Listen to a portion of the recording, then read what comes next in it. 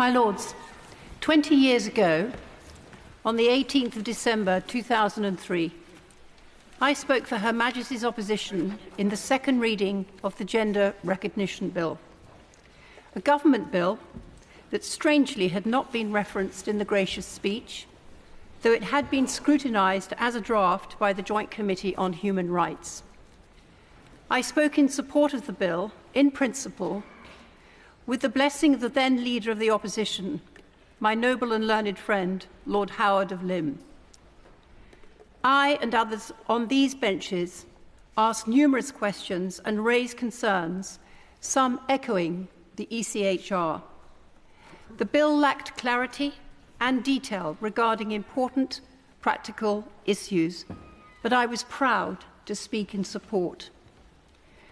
We were totally right then, we believed, and I do believe now, to support legislation that recognised an extremely small cohort of people, estimated then to be a maximum of 5,000 people, who suffered greatly through gender dysphoria. The key point that we sense-checked then was, what harm could it do?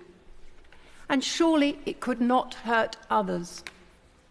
Indeed, I had in mind the wonderful Jan Morris, formerly James, a brilliant historian and writer, who was brave enough to write openly about his experience.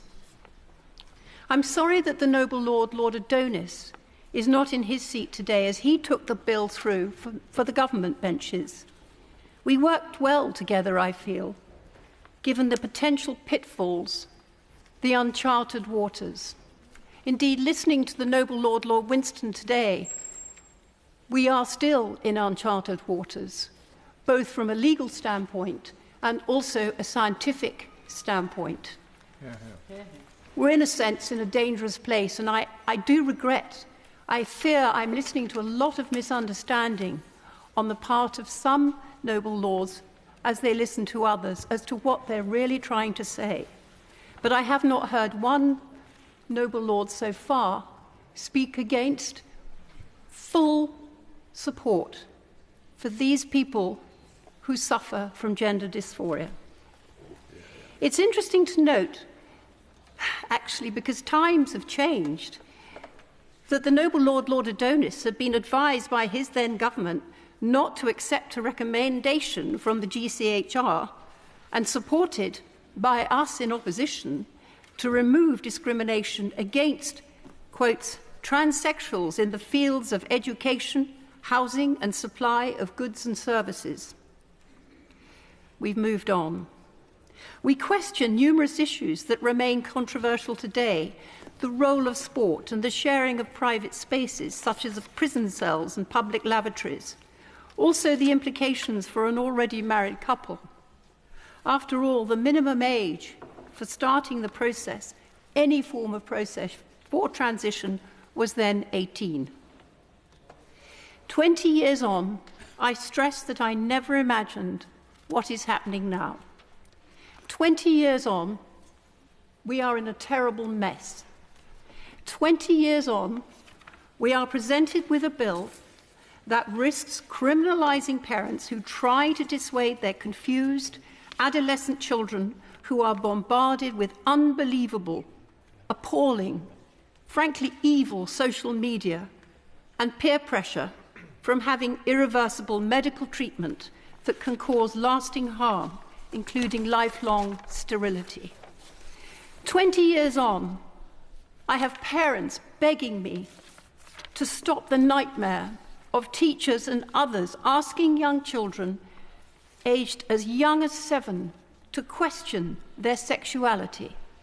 20 years on, we're witnessing the hijacking of a rare and unbelievably tough condition for a trend that is out of control and undermines the real sufferers. This is abhorrent for both those with genuine gender dysphoria, who wholeheartedly deserve our support and protection. It is also abhorrent for now a whole generation of very young children who have been robbed of their innocence, their childhood.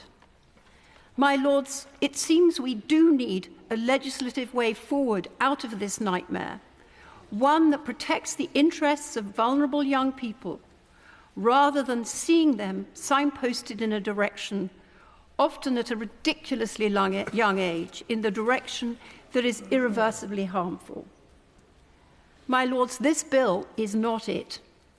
For all the reasons we've already heard and have been expressed today, not least from the noble Baroness, Lady Ludd, from my noble friend, Baroness Noakes, from my noble friend, my noble and learned friend, Lord Sandhurst. I'm sorry, I get quite emotional about this, because it goes back a long way, and it was extraordinary listening to the noble lady, Lady Featherstone, as if nothing had happened before.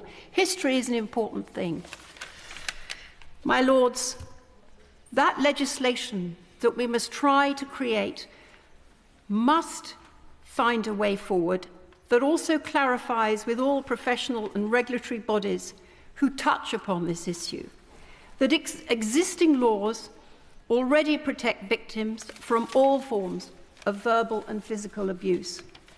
We should not legislate merely to send messages. As a mother, a grandmother, and a peer, I urge noble lords to reject this bill.